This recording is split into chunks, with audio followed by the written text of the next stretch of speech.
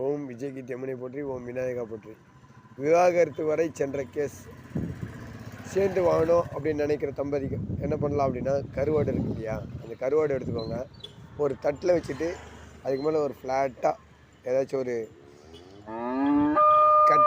கட்டையாக ஏதாச்சும் வச்சுட்டு அதற்கு மேலே நல்லெண்ணெய் தீபம் ஏற்றுங்கள்.